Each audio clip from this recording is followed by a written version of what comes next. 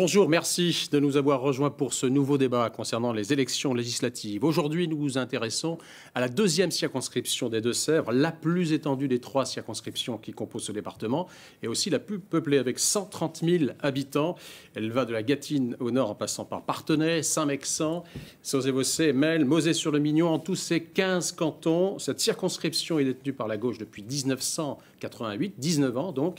Ségolène Royal avait ravi cette circonscription à la droite, et depuis 2007, c'est Delphine Batho qui en est la députée. Nos invités sur ce plateau, Delphine Batho, justement, bonjour. Bonjour. Députée socialiste sortante. Bon, vous êtes investie par le Parti socialiste. Vous avez été ministre de l'écologie, du développement durable, de l'énergie, de juin 2012 à juillet 2013, et vous siégez à la commission des affaires économiques à l'Assemblée nationale. En face de vous, Séverine Vachon, bonjour. Bonjour. Vous êtes la candidate Les Républicains UDI, vice-présidente du conseil départemental des Deux-Sèvres, en charge de l'environnement, adjointe au maire de Beauvoir-sur-Niort. C'est ça. Et chef de cabinet, on va dire en suspens, du maire UDI de Niort, Jérôme Baloche. Et vous vous présentez pour la première fois, je crois, à ces élections législatives. Christine Heinz, bonjour. Bonjour. Nouveau visage dans ce paysage politique en Deux-Sèvres. Vous êtes la candidate du mouvement La République En Marche. Vous êtes principale au collège de Civray, dans la Vienne. Et c'est aussi votre premier essai en politique. Complètement. Ouais. Enfin, le seul homme sur ce plateau, Jean-Romé Charbonneau, vous vous présentez dans cette circonscription sous l'étiquette Front National, actuel conseiller régional Nouvelle-Aquitaine donc dans les Deux-Sèvres, pour le Front National. Vous êtes connu dans le Niortais depuis plus de 30 ans, devrais-je dire. Vous êtes candidat à toutes les élections depuis 84. Je crois que vous les avez toutes faites, municipales, cantonales, sénatoriales même, européennes, législatives. Et donc là, vous concourez donc pour ces élections législatives dans la deuxième circonscription. La fois dernière, c'était dans la troisième. Première ou troisième. Pour être complet, je vous propose également de découvrir les autres candidats dans cette deuxième circonscription des Deux-Sèvres. Laurence Réau, Europe Écologie Les Verts, Yannick Mayou, La France Insoumise, et Sylvie Clément, Union populaire républicaine, et Nicole Poupineau, Lutte ouvrière. Delphine Batho, la première question, elle est pour vous. Sur votre site de campagne, eh bien, vous n'affichez pas le logo du PS, comme beaucoup de vos collègues d'ailleurs, mais un leitmotiv pour une majorité présidentielle à gauche. Qu'est-ce qui s'est passé entre 2012 et 2017 ? Je suis une femme de conviction et le choix clair que je propose aux citoyens de la deuxième circonscription des Deux-Sèvres, c'est d'élire une femme de gauche, une députée qui a fait ses preuves et qui veut agir dans la majorité présidentielle. Parce que je souhaite la réussite du quinquennat qui commence. Ma candidature est soutenue par des maires qui avaient pu, pour certains d'entre eux, voter pour Emmanuel Macron, pour d'autres pour Benoît Hamon, comme moi, pour d'autres encore pour Jean-Luc Mélenchon et pour d'autres encore qui soutenaient Alain Juppé aux primaires de la droite. Le point et la rose, le fait que le point et la rose n'apparaissent pas. Mais on est dans une nouvelle période politique. Il ne vous a pas échappé que des recompositions vont s'engager. Moi, je souhaite être utile à la France et porter les convictions que je défends pour l'écologie, pour la justice sociale dans la majorité présidentielle. Je souhaite être une des députées qui va jouer un rôle important pour aider dans son travail, par exemple, Nicolas Hulot, face au poids des lobbies. Être dans la majorité présidentielle, ça ne veut pas dire être suiviste. Donc, ça veut dire, par exemple, que je veux convaincre qu'il faut refuser la ratification du CETA. Je peux prendre d'autres on va faire le tour de table. C'était mais... ma première question pour vous demander pourquoi le point et la rose n'apparaît pas sur vos affiches. C'est la manière dont... La confiance des citoyens aujourd'hui, elle n'est pas dans les étiquettes, elle est dans le travail accompli. Et j'ai fait la preuve que mes convictions sont suffisamment fortes pour les défendre jusqu'au bout, au point de perdre un poste de ministre, ce que peu de responsables politiques ont été capables de faire. On poursuit notre tour de table. Séverine Vachon, vous la voteriez en l'état. Alors justement, je vous dis que c'est peut-être une première législative. On va évoquer justement cette moralisation de la vie politique. Delphine Batho évoque justement un relan, une nouvelle ère. Moi, je vais aborder l'angle de la moralisation de la vie politique. Le ministre, tout nouveau ministre, François Bayrou de la Justice, a présenté son projet de loi hier sur l'action publique. Vous la voteriez en l'état, justement, cette loi qui obligerait, par exemple, les élus à ne faire que 3 mandats consécutifs dans la même fonction? Tout à fait. Je pense qu'effectivement, ça correspond aux attentes, très clairement, de Sévriens et des Français en général. Je pense que les Français ont perdu confiance totalement en leurs élus. Et il faut redonner de la confiance. Et ça passe certainement par cette loi de moralisation de la vie publique et politique. Dans les mesures qui sont proposées, certaines, de mon point de vue, vont dans le bon sens. Le fait de limiter effectivement dans le temps les mandats, ça me paraît tout à fait nécessaire pour créer du renouvellement. Moi-même, j'incarne finalement ce renouvellement puisque je suis jeune. Mon suppléant est également jeune puisque c'est le plus jeune maire des Deux-Sèvres. Donc il est investi localement aussi, je le suis. Mais nous avons envie aussi de nous investir pour ce territoire. Et puis, il y a la question de la réserve parlementaire. Je pense qu'effectivement, c'est nécessaire aujourd'hui de supprimer cette réserve parlementaire parce qu'on peut avoir l'impression parfois que celle-ci est donnée parfois aux amis. Donc, clientélisme, vous voulez dire? Clientélisme, oui. M. Bayrou le dit lui-même en tant que ministre de la Justice. Donc, pour éviter cette problématique, je pense qu'il est nécessaire aujourd'hui de la supprimer. Christine Heinz, et en abordant, on continuera. Est-ce que l'affaire, justement, moi je vais vous poser la question franchement, est-ce que l'affaire Ferrand n'est pas en train de polluer votre campagne? Parce qu'on parle hier, François Bayrou présente son projet de loi, et en même temps, on a cette affaire Ferrand qui pollue la campagne. Quand on professe la vertu, est-ce qu'il vaut mieux pas être exemplaire dans cette histoire? Je crois qu'il faut surtout différencier l'affaire Ferrand. On a tendance maintenant dans les médias à l'associer à l'affaire Fillon, ce qui n'a absolument rien à voir. Il n'est pas question d'argent public détourné. Ce n'est pas la chose la plus importante. Non, je parle pour vous. La manière dont vous faites campagne, vous aviez effectivement un capital de sympathie, le mouvement avait un capital de sympathie. Quand je vais sur les marchés, ce n'est pas ça dont les gens me parlent. Ils m'en parlent un peu, mais ce n'est pas ce qu'ils me disent en priorité.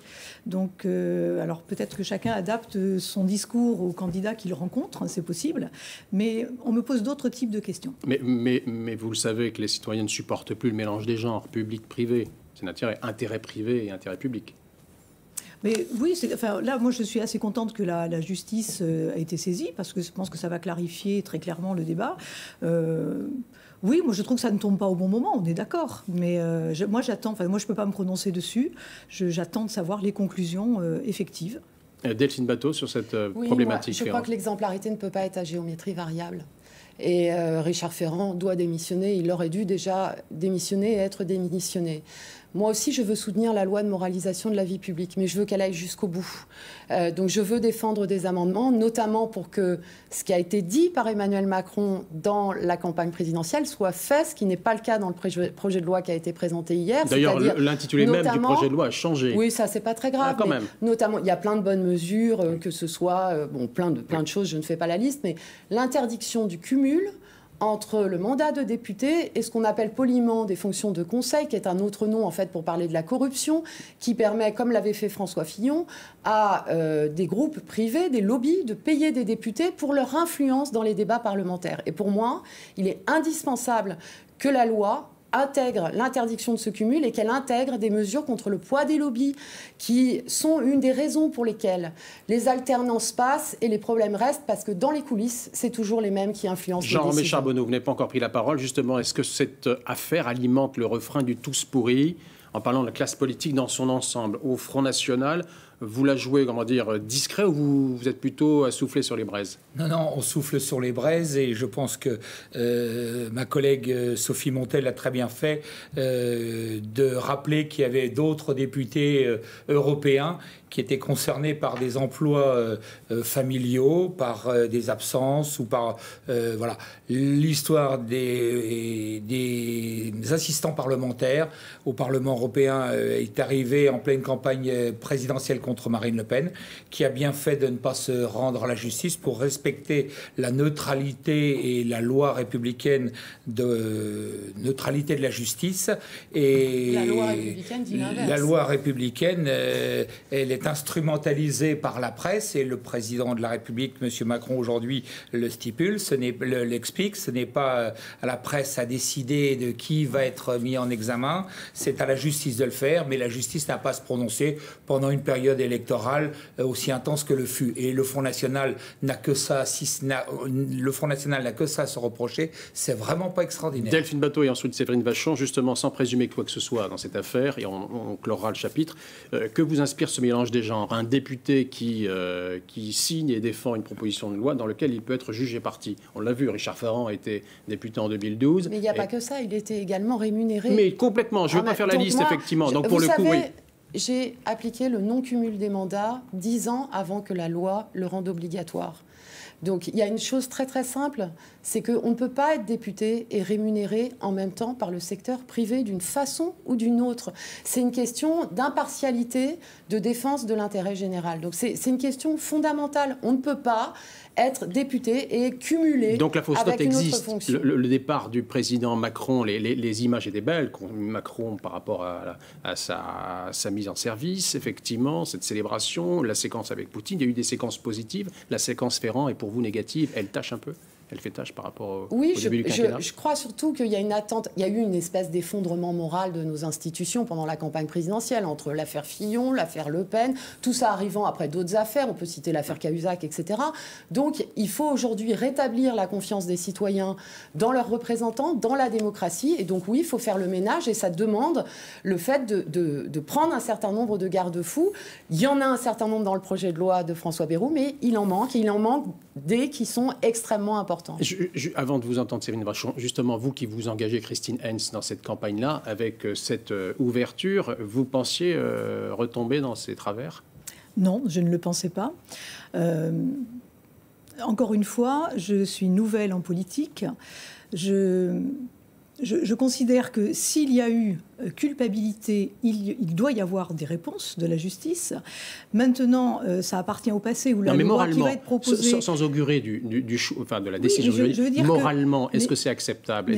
Mais bien sûr que non. Donc, bien entendu que je soutiens totalement la loi sur la moralisation, mais je veux dire, elle n'est pas rétroactive, cette loi. Donc là, c'est ce qu'on va mettre en place. Non, mais je vous pose la question différemment. Richard Ferrand doit-il démissionner? Moralement, c'est oui ou non? Je ne répondrai pas sur ce plateau. Ce n'est pas à moi de prendre cette décision. Séverine Vachon? Alors, je partage assez ce qui vient d'être dit par Mme Hens. Nous ne sommes pas des juges ici sur ce plateau pour décider de ce qu'il faut faire ou pas en ce qui concerne l'affaire Ferrand. Je veux dire, la justice fera son travail.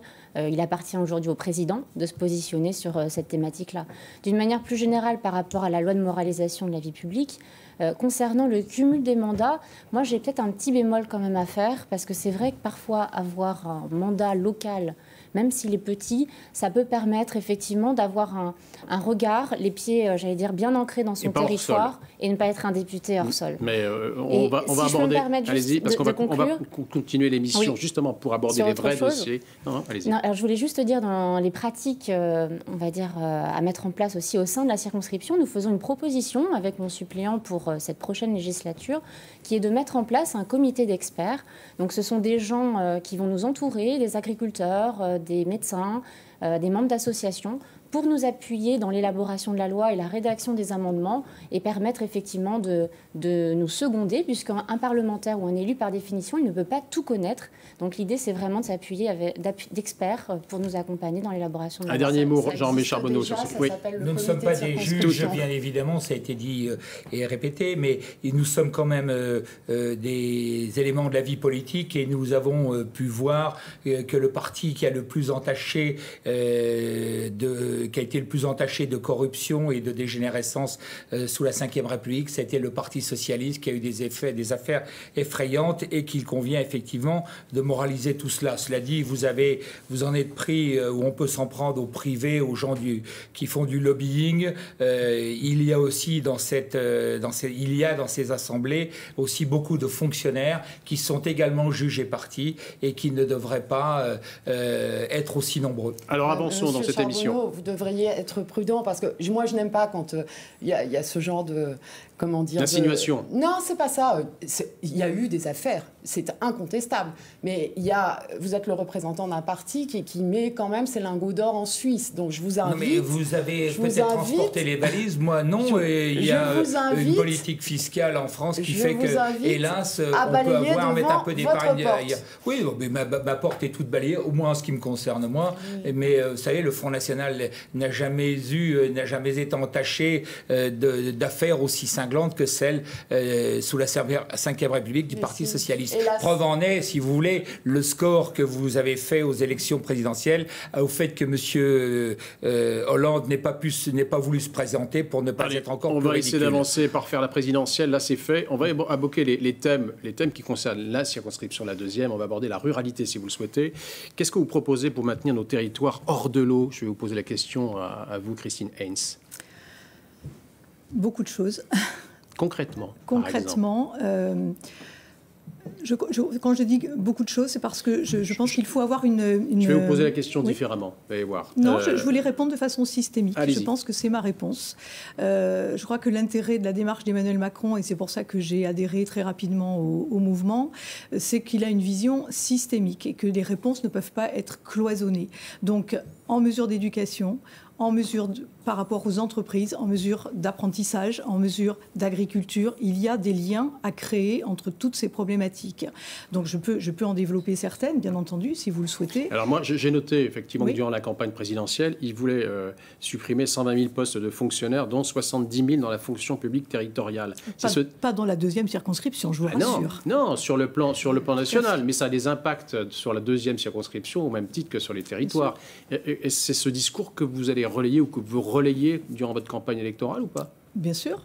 Donc 120 000, vous l'assumez. 70 000 dans la fonction publique, ça c'est assumé. Dans assumé. Une circonscription rurale comme la vôtre, c'est assumé. Mais parce qu'on ne sait pas encore où sont les fonctionnaires qui vont, les postes, parce qu'on ne va pas supprimer, ce sont des départs à la retraite qui ne sont pas remplacés.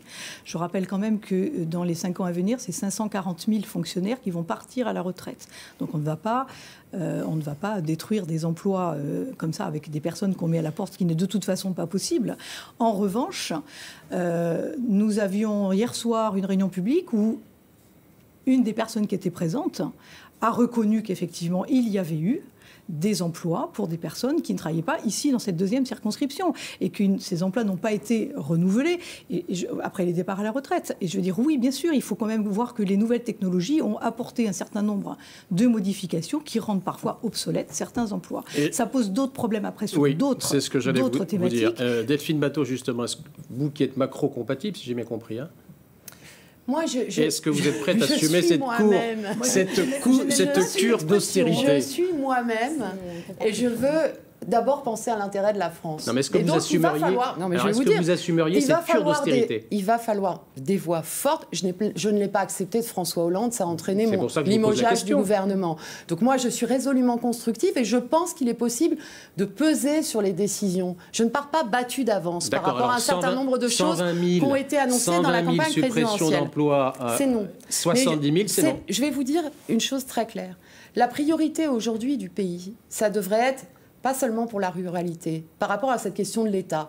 C'est le degré zéro du débat de savoir s'il faut plus ou moins de fonctionnaires. La vraie question, on l'a remarqué en 10 ans. La vraie question, c'est de mettre fin à la bureaucratie administrative qui organise la maltraitance des citoyens, des chefs d'entreprise, des agriculteurs, de tous les citoyens qui ont un rapport à l'administration. J'en ai reçu 3000 en 4 ans, donc je sais de quoi je parle dans les démarches concrètes. Ça doit être ça la priorité. Pour la ruralité, ce qu'il faut, c'est une règle d'or. C'est-à-dire que toutes les décisions de l'État soient examinées en fonction de leur impact sur la ruralité. Quand on parle d'éducation, quand on parle de fonction publique, de services publics, vous voulez dire, en de gros, santé... il faut halte à la tracasserie administrative. C'est un peu ça. Halte à la tracasserie administrative. Mais ça vient où? Ça vient de l'État, à la ruralité.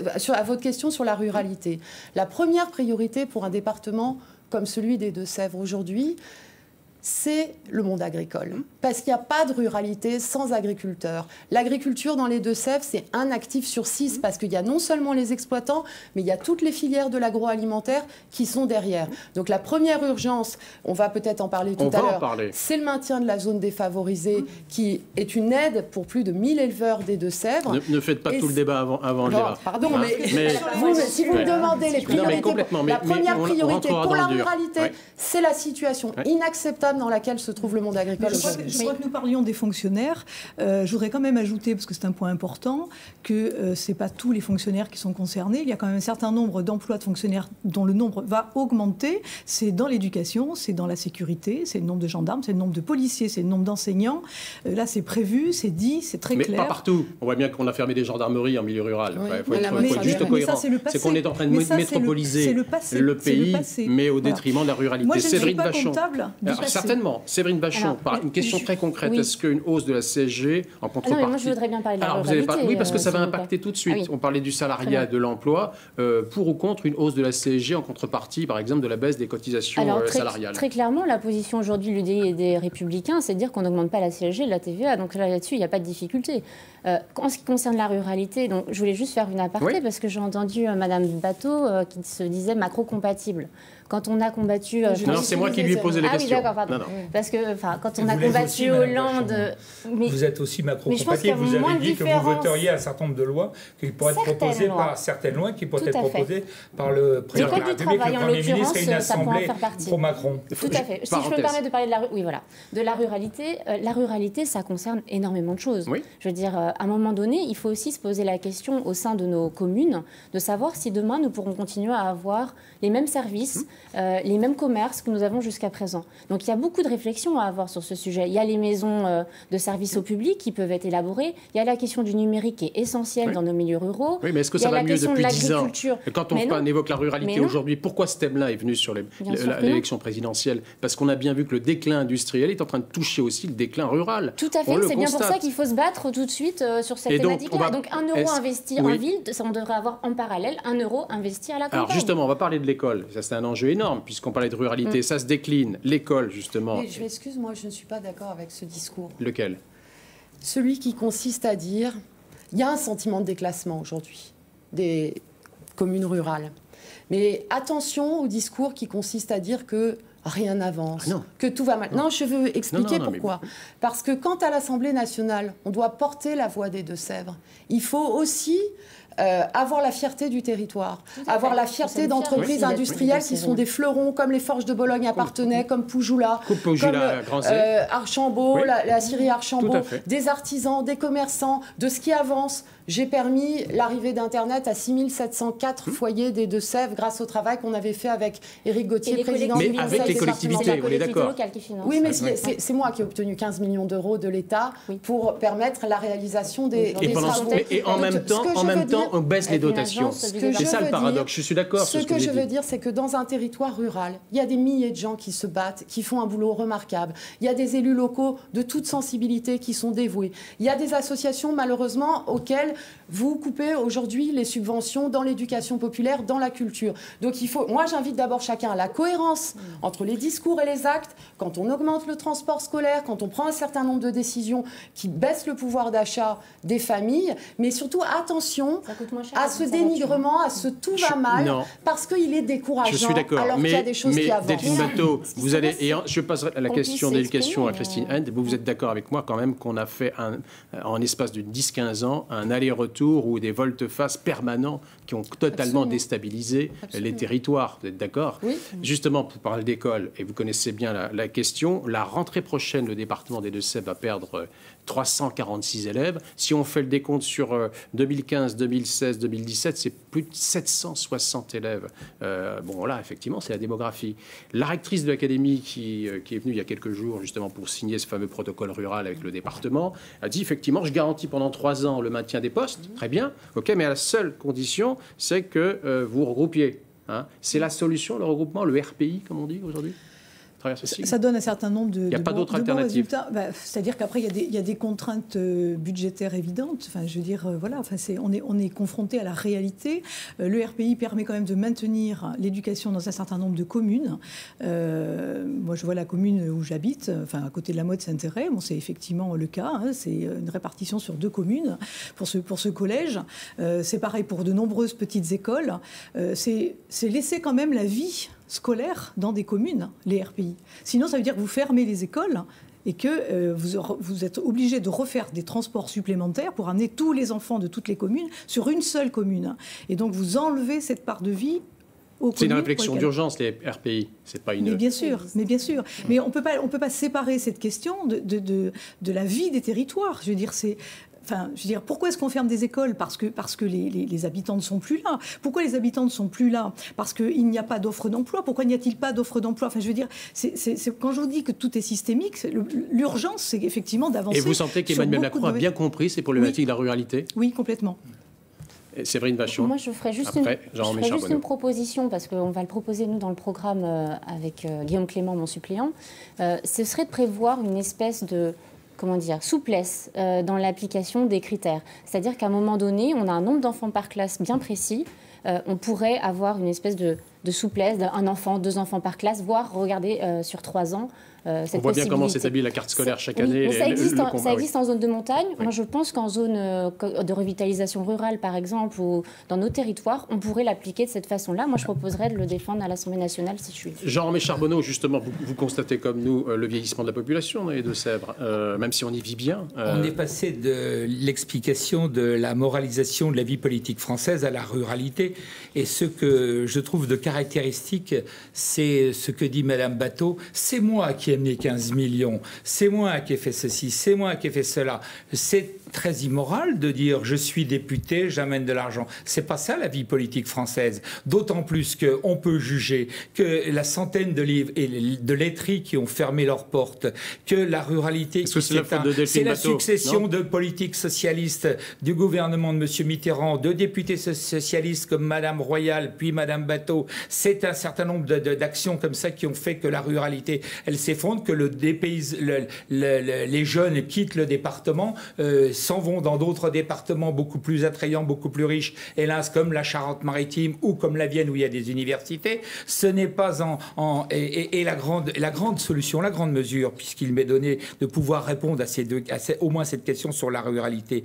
Qui tue la ruralité française? Ce sont les lois européennes qui ont fait qu'on ne peut pas réindustrialiser, on ne peut pas maintenir le commerce, l'artisanat, parce qu'il n'y a plus d'emploi, il n'y a plus de production, puisque le lait coûte moins cher ailleurs, puisque les entreprises vont produire à l'extérieur, comme ce fut le cas pour les voitures qui a touché les Deux-Sèvres, et qu'aujourd'hui, il est beaucoup plus commode de faire venir des travailleurs détachés, et c'est le cas sur Partenay notamment, et sur ailleurs. Attendez, juste je termine. On va passer pour vous expliquer la ruralité qui souffre. Est-ce que le département et quand l'Europe a tout saccagé, on peut toujours essayer de revenir en arrière, mais c'est pas possible. Est-ce que le département est encore utile en termes de cohésion territoriale? Le département, nous sommes les seuls au Front National à avoir proposé que dans la structure française, il y ait l'État national, le département et la commune. Qu'est-ce qu'on a fait? On a mélangé les communes, on les a additionnées les unes aux autres. On fait des communautés de communes de 15, 20, 30 000 personnes, avec des structures administratives de fonctionnaires, avec des beaux hôtels de la communauté d'agglomération. Vous êtes conseiller régional Nouvelle-Aquitaine, Jean-Romain Charbonneau. C'est la loi NOTRe. La loi NOTRe est une loi tout à fait stupide. Il faut faire 400 km pour aller siéger à Bordeaux. Elle était bénéfique à nos territoires, oui ou non? Il y a un vrai sentiment de déstabilisation qui est lié à l'accumulation de réformes. C'est-à-dire redécoupage des circonscriptions, redécoupage des cantons, redécoupage des régions. Je pense que c'était... Regroupement des communes. Métropole. Sur la base du volontariat, moi je ne suis pas pour les fusions de communes de façon obligatoire. Il y en a eu un certain nombre dans la circonscription, mais sur la base du volontariat, de l'envie des élus locaux. Ouais, ils n'ont pas eu le choix. Non, pas du tout. De créer une commune nouvelle. Non, vous pouvez prendre les exemples que ce soit Alouanais ou Mougon-Taurigné. Ça se fait sur la base de l'envie des... je vous assure. Je vous crois. Et je suis contre. Je suis résolument contre le fait qu'on force les communes à fusionner. C'est comme les mariages forcés. Ça ne peut pas marcher. Mais pour finir, par rapport à votre, si je peux me permettre, à votre question, il faut sortir des contradictions. C'est-à-dire que ça faisait des années qu'on disait il faut bouger par rapport à la question de la puissance des régions. Il y avait 2 solutions en fait. Soit on gardait les régions, et moi c'était plutôt mon option. Les actuelles, les contours anciennes. Les anciennes. Et on les fusionnait avec les départements. Soit si on fait les grandes régions, on doit absolument garder le département. Et surtout, vu la taille de la région Nouvelle-Aquitaine, il est indispensable de garder un conseil départemental des Deux-Sèvres. Je suis d'accord. Là-dessus, je suis entièrement d'accord. Je rappellerai juste que sur la fusion des conseillers départementaux et conseillers régionaux, c'était une disposition qui avait été envisagée par Nicolas Sarkozy à l'époque et qui avait été retoquée d'une certaine façon. Il y a des communes qui ont 50 habitants. Et il y a tout un paquet de petites communes. C'est évident qu'il fallait les regrouper, les fusionner avant, à leur gré, en fonction de la géographie. Mais c'est pas ça qui maintient l'école. Je voulais entendre justement, avant de rentrer en politique, cette question-là, elle vous parlait ou pas du tout? Bien sûr, parce que culturellement, ne serait-ce que culturellement, on est atteint. Et puis, c'est pas parce qu'on n'est pas membre d'un parti politique installé ou qu'on ne fait pas soi-même de la politique de façon affichée qu'on est n'est pas intéressé par les problématiques politiques. Donc moi, j'aurais tendance, sur ce sujet précisément, à être entièrement d'accord avec Madame Batho, c'est-à-dire qu'effectivement, tout ce qui est coercitif ne peut pas fonctionner. Donc effectivement, les groupements de communes ne peuvent se faire que sur la base du volontariat, parce qu'elles y trouvent un intérêt, qu'elles ont envie de mutualiser un certain nombre d'infrastructures ou d'organisations particulières territoriales qui les concernent, mais en aucun cas, ça ne peut être coercitif. Nadine Batho, et ensuite on aborde la question de la santé. Vigilance. Moi, je suis pour la pause en termes de réforme des territoires. Là, c'est déjà, vous voyez, le temps de digérer. Et encore, elle n'est pas digérée. Elle n'est pas digérée. Elle n'est pas digérée, et donc pause. Elle est loin d'être digérée. Il y a une question sur laquelle il faut être très attentif, qui est le projet de supprimer la taxe d'habitation. Justement. Moi, qu'on supprime un impôt, dans mes réunions publiques, je demande qui est pour. Évidemment, tout le monde lève la main. C'est dont on parle actuellement lors de vos réunions, la suppression de la taxe d'habitation. C'est une question importante pour les conseillers municipaux et les maires, parce qu'il y a la question de la ressource. Non, leur inquiétude, c'est pas qu'ils soient attachés à la taxe d'habitation, c'est qu'ils veulent une autonomie fiscale. Il y a eu déjà des baisses de dotation très importantes de l'État qui posent un vrai problème. Il y a des solutions pour y faire face, qui consistent notamment à sortir le budget de la défense nationale du calcul des déficits, ce qui permet en équivalence de rétablir les dotations des collectivités territoriales. Mais il faut être vigilant et attendre les précisions qui vont être apportées sur cette question de suppression de la taxe d'habitation, parce qu'il y a un enjeu notamment pour les communes rurales. Elle est injuste, très, très elle est injuste pour tout le monde, et non pas pour 80%. C'est un impôt injuste. On est d'accord. Mais quelles ressources en face? On va aborder la question de l'agriculture. On est parlé de ruralité, d'éducation. Ce territoire, que je l'ai rappelé, est une circonscription rurale. Et pourtant, les Deux-Sèvres pourraient ne plus figurer justement parmi ces départements situés en zone agricole défavorisée simple. C'est technique, mais les conséquences sont quand même très pratiques. Par exemple, dans les Deux-Sèvres, c'est 202 communes qui bénéficient d'aide européenne. J'ai calculé, c'est une aide pour l'installation, c'est 5 500 € pour un agriculteur, pour cette aide en question, plus un bonus de 5 500 € d'aide à l'installation. Et ça, d'un seul coup, avec le nouveau zonage, tout disparaît. Est-ce que, selon vous, Séverine Vachon, c'est un sale coup pour l'élevage, pour le département? Tout à fait. C'est à un moment donné, si on veut préserver l'élevage dans le département, il va falloir tous qu'on se retrousse les manches et qu'on se bouge sur le sujet, parce que là, c'est impossible. Parce que dans la nouvelle carte, les Deux-Sèvres n'apparaissent plus. Nous sommes le département le plus pénalisé de France, très clairement. Donc à un moment donné, il va falloir effectivement que avec les syndicats, j'allais dire, du monde agricole, on monte au credo. Ça avait été fait d'ailleurs en début d'année avec tous les élus. Oui. Voilà, il y a eu une table ronde, effectivement. Tout à fait, monsieur le préfet. Oui. Et c'est vrai qu'on nous a dit, bon ben voilà, ce sera au mois de septembre l'année prochaine. Donc là, les prochains mois qui arrivent vont être très importants, et il va falloir effectivement que tous ensemble, là pour le coup, quelles que soient les sensibilités politiques que nous ayons, nous montions au créneau pour défendre nos éleveurs. Christine Hein, justement, le nouveau ministre de l'Agriculture, il ne vous a pas échappé que il est issu du monde rural, c'est l'ancien maire d'Aurillac, Jacques Mézard, qui connaît bien ces problématiques-là. Alors lui, il est moins embêté puisqu'il est issu du territoire de zone de montagne, donc pour le coup, sa géographie, son territoire est préservé. Mais pour autant, pour les Deux-Sèvres, justement. En revanche, la conseillère technique pour la question de l'agriculture, Audrey Bourrelot, qui est native du département, est très sensibilisée. Elle est venue d'ailleurs spécialisée dans le vin. Professionnellement, mais ça ne l'empêche pas d'être extrêmement technicienne de la question agricole. J'ai eu l'occasion de l'entendre quand elle est venue à Bressuire pour la préparation des présidentielles, et elle avait réussi à Juste pour revenir à cette carte, je vous coupe, mais effectivement, si demain les Deux-Sèvres devaient rayer de la carte, il ne resterait plus que 9 communes qui bénéficieraient. De toute façon, et là, mais du Marais Poitevin en plus. Oui, parce qu'on a obtenu une ICHN zone humide, mais c'est pas suffisant. Non, mais la bagarre continue, c'est évident. Oui, tout à fait. Si je peux me permettre là-dessus, je ne suis pas tout à fait d'accord, parce que pour obtenir l'indemnité zone humide dans le Marais Poitevin, il faut qu'on soit d'abord adhérent à un label que nous n'avons pas, qui est le label Ramsar. Tout à fait. Et il y a des critères nationaux que la France peut, effectivement, d'elle-même s'octroyer. Là, sur cette problématique-là, on va juste écouter Christine Hein sur cette problématique-là. Mais moi, je crois qu'en fait, il va falloir effectivement utiliser les mois qui arrivent là pour rediscuter. Enfin, de toute façon, l'objectif d'Emmanuel Macron, c'est bien de rediscuter un certain nombre de l'organisation actuelle de la PAC, qui est quand même extrêmement inégalitaire.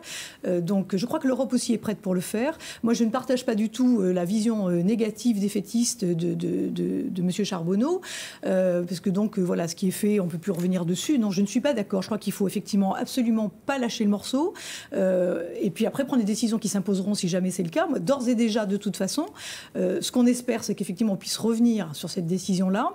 Je crois que malheureusement, la décision qui a été prise provient de l'excellence de certaines des filières de cette deuxième circonscription, où on est premier sur un certain nombre de choses. Oui, parce qu'à l'origine, les terres étaient pauvres. On a permis à des gens de s'installer. Et aujourd'hui, la vraie problématique, cette carte, elle date des années 70 d'ailleurs. C'est particulièrement injuste parce qu'effectivement, beaucoup de nos agriculteurs connaissent des situations dramatiques. Et en ce qui vous concerne, Jean-Romain Charbonneau, ces questions-là vous préoccupent ou pas? Elles m'intéressent énormément, mais moi je veux bien que ces dames parlent de la défense de l'agriculture de Sévrienne, de la ruralité de Sévrienne, des communes de Sévrienne, si elles ont une conception extrêmement européenne de la vie politique, si Madame Bateau ne s'est pas aperçue que 85% des lois étaient d'origine européenne et qu'il n'y avait plus qu'à les appliquer. Comment peut-on également être en faveur des traités? Alors ça, je reconnais à Madame Bateau beaucoup de courage de s'opposer au CETA, mais le TAFTA, le grand traité qui permet d'importer de la viande et des saloperies américaines dans l'assiette de nos enfants et de nos amis,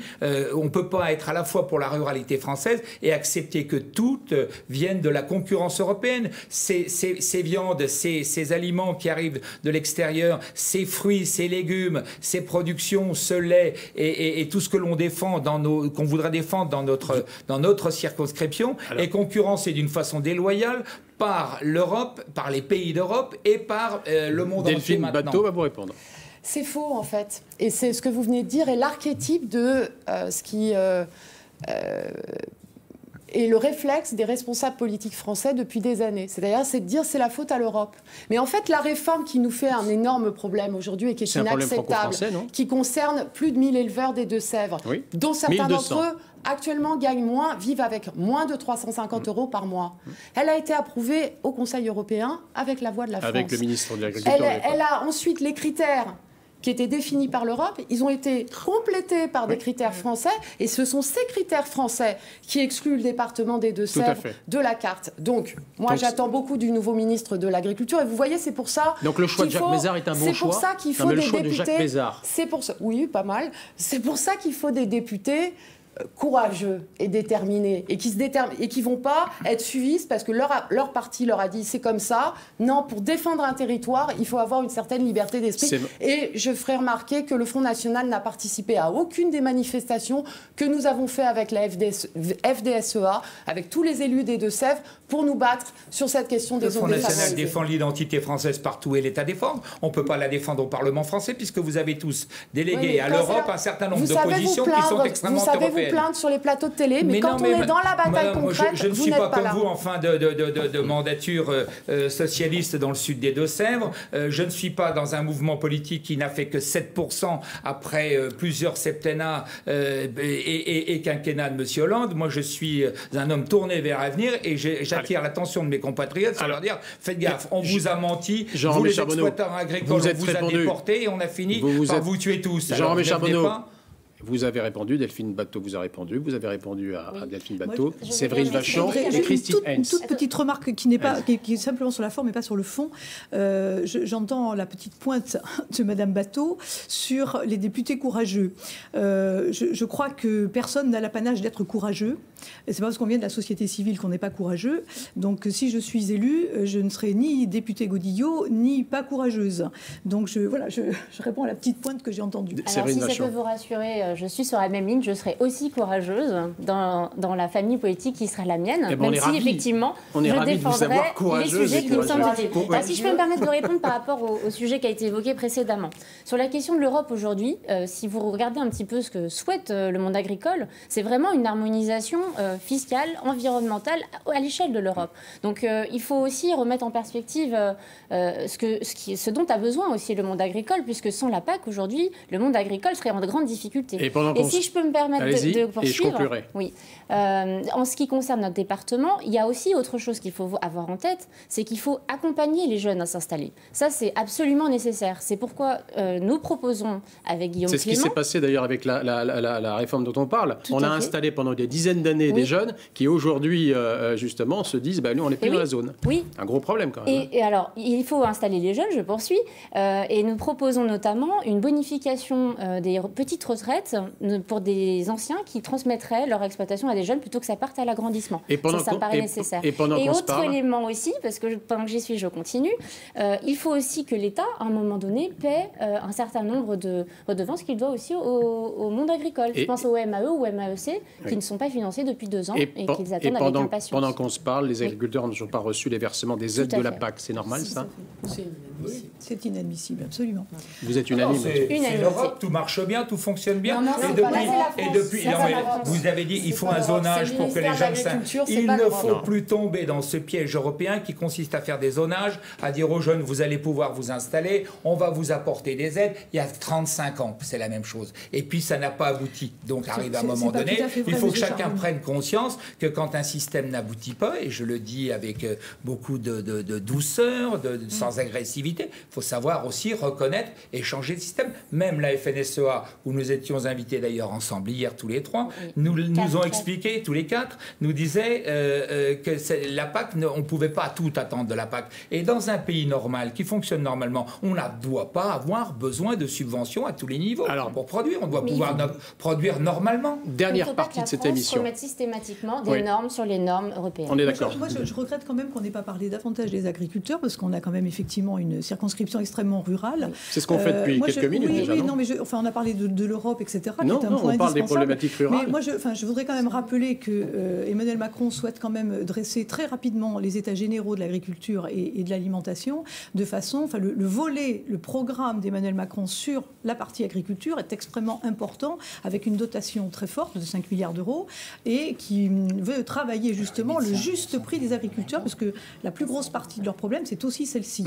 Et puis pour vous répondre, Monsieur Charbonneau, je trouve que quand même votre vision est extrêmement toujours très, très négative, parce que précisément, il y a beaucoup d'initiatives au sein... Je trouve que c'est dommage de toujours présenter les choses de façon négative. Beaucoup d'agriculteurs, les jeunes agriculteurs notamment, s'organisent. Je les ai rencontrés hier. Moi, je suis émerveillée de voir leur dynamisme, leur volonté de trouver des outils, des organisations coopératives.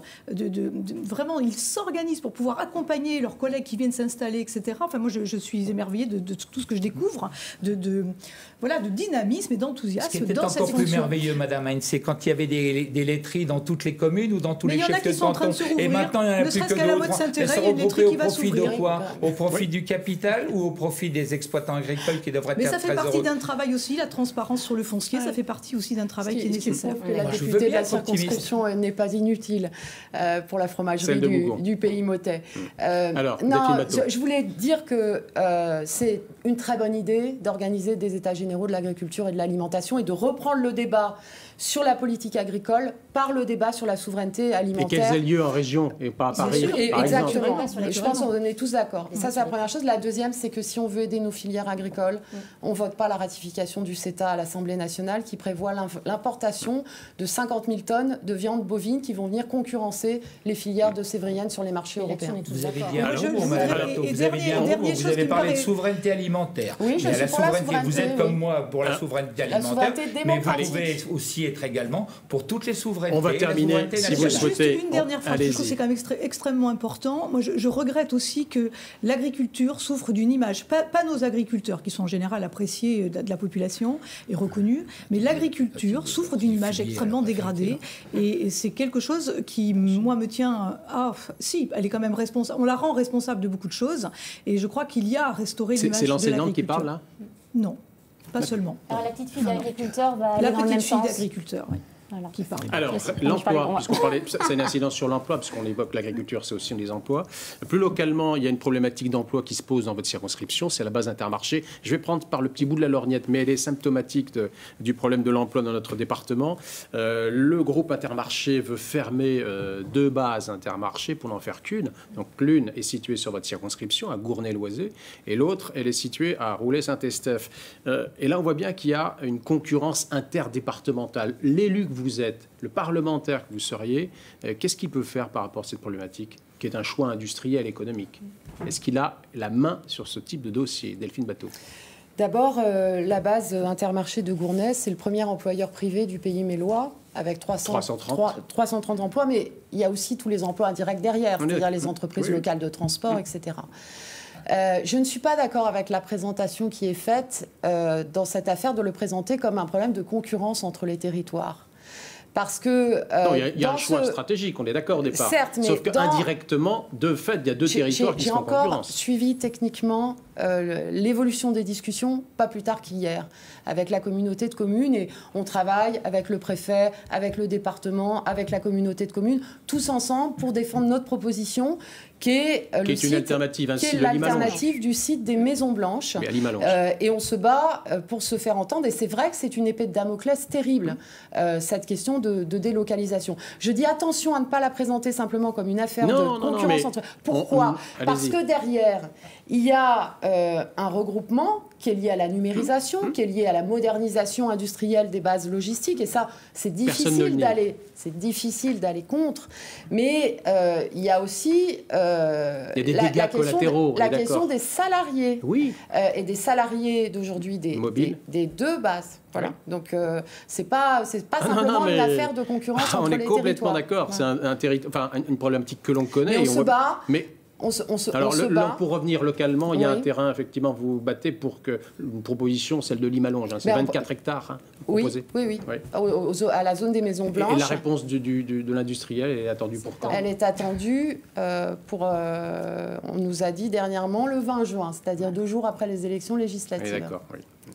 Sur ces questions-là, Jean-Romain Charbonneau, est-ce que le Front National a une proposition particulière ? Oui, tout à fait. Spécifique. Mais ce que j'aurais fait, moi, depuis longtemps, c'est que j'aurais privilégié un axe d'accès et de circulation dans ce coin des Deux-Sèvres, qui est totalement désenclavé. C'est le fameux projet de route de Centre-Europe Atlantique, qui permet d'aller de la mer à la montagne et de la montagne à la mer, et qu'on roule d'une façon très dangereuse sur cette petite route qui passe à côté en bordure de la base de Gournay à Limalange jusqu'à Mel. Il n'y a pas eu si encore il y avait une 4 voies, ça permettrait éventuellement d'envisager des transferts d'entreprises, de travaux, de permettre à la population de se déplacer. Mais il n'y a pas eu aucune infrastructure de réaliser, sauf entre Niort et Celle. Le département, la région de Madame Royal, l'État qui ne donne plus de fonds aux communes, ni aux départements, ni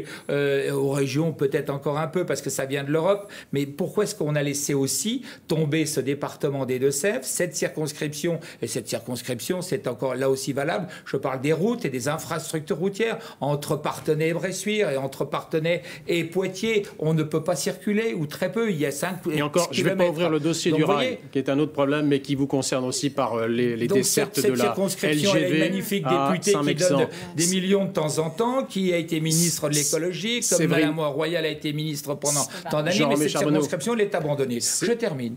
Merci. Séverine Vachon. Oui, non, sur cette histoire de fermeture potentielle ou pas du site de Gournay, effectivement, je pense que tous les acteurs se sont vraiment mis autour de la table pour essayer de trouver une solution. Et je pense que c'est effectivement ça qu'il faut faire. Qui aura le dernier mot ? Alors, évidemment, l'entreprise, hélas, d'une certaine façon, pour les collectivités ou les membres de collectivités que nous sommes. Alors, je sais que le département, puisqu'il a été question des routes, a fait des propositions, notamment par rapport au site, pour améliorer la desserte, la 948. Il y a des propositions aussi qui ont été faites concernant l'accès au haut débit. Voilà. Et puis, il y a, je crois, la CCI aussi qui a fait des propositions sur la question du gaz. Donc, il y a vraiment une volonté collective d'accompagner les salariés pour préserver ce site. Mais là encore, comme ça a été dit, on n'a pas forcément la main au final et c'est une décision éminemment... Alors, mesdames et messieurs, un dernier mot Delphine Matteau et on va clore cette émission. Il y a une chose que nous demandons collectivement au groupe ITM de prendre en considération.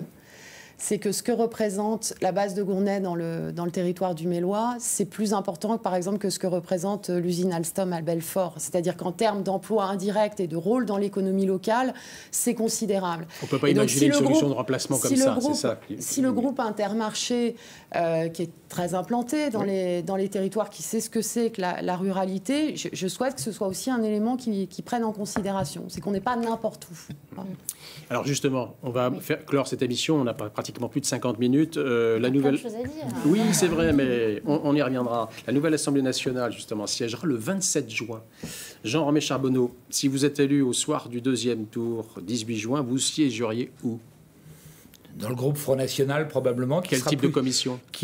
Défense, environnement et peut-être international également. Surtout ce que je continuerai de défendre, non pas forcément la circonscription, parce que je ne suis pas une assistante de circonscription ni un assistant de circonscription. Je défendrai la France et les lois qui permettront aux Deux-Sévriens de continuer, de produire. On parlait des agriculteurs tout à l'heure, juste, je veux bien qu'on défende les agriculteurs, mais quand on importe des produits qui valent 2 fois moins cher que ce que produisent les Deux-Sévriens, pourquoi voulez-vous que les Deux-Sévriens puissent encore être concurrents? Donc je ferai toujours en sorte que mes compatriotes, que les agriculteurs puissent produire. Christine Heinz, même question. Mais écoutez, si j'ai la chance d'être élue et de représenter cette belle circonscription, je serais intéressée par plutôt l'agriculture. Je siégerai évidemment majorité présidentielle, ça va de soi, mais je serais intéressée par les questions d'agriculture et d'éducation. Séverine Vachon. Écoutez, je vais faire la même réponse. Moi, c'est assez clair. J'assume porter les couleurs des Républicains et de l'UDI. Pour autant, je l'ai dit et rappelé, je suis prête à voter par projet sur les projets de loi qui seront formulés éventuellement par le président s'ils correspondent aux attentes du territoire et à ce à quoi je crois. Aujourd'hui, il y a plusieurs thématiques. C'est dommage qu'on n'ait pas pu les aborder parce qu'elles sont importantes pour nous. Ouais. Je suis d'accord. Ouais. Mais qui sont celles du pouvoir d'achat des Français. On a eu quand même 90 milliards d'augmentation d'impôts les 5 dernières années. Donc là, on fera des propositions sur cette thématique-là très clairement, que ce soit l'augmentation des petites retraites, que ce soit la baisse de l'impôt sur le revenu. Enfin voilà, je peux décliner à foison. Et alors, pour répondre à votre question plus particulière sur la commission dans laquelle j'aimerais siéger, du coup, vu la problématique de l'emploi sur notre territoire, je dirais la commission économique. Mais là, je mets un bémol aussi, puisqu'on sait très bien que quand on est nouvellement élu, on n'a pas toujours le choix de la commission dans laquelle on pourra siéger. Delphine Batho, ce serait un 3e mandat si vous êtes élu au soir donc le dernier, si j'ai bien compris. Ah oui. Si la loi est votée, oui. Pour le coup. Oui, mais je suis pour cette loi. D'accord. Alors, quelle commission vous maintenez? Alors, je rappelle qu'on ne peut siéger que dans une seule commission à l'Assemblée nationale, qu'il faut peser dans les choix pour siéger à la commission que l'on souhaite. Actuellement, je suis membre de la commission des affaires économiques de l'Assemblée nationale qui s'occupe de l'agriculture, de la politique énergétique, de la politique industrielle. C'est à ce titre que j'avais fait le rapport sur l'industrie automobile. Et compte tenu des enjeux qu'on a évoqués pour la ruralité et pour l'agriculture, oui, c'est là que je souhaite continuer à agir avec toujours aussi beaucoup d'attention pour les questions environnementales et de pouvoir d'achat, comme la baisse de CSG que j'ai fait voter pour 550 000 retraités au mois de novembre dernier. Merci, madame. Merci à tous les quatre d'avoir participé à ce débat concernant donc la deuxième circonscription des Deux-Sèvres. Et à très bientôt sur notre antenne.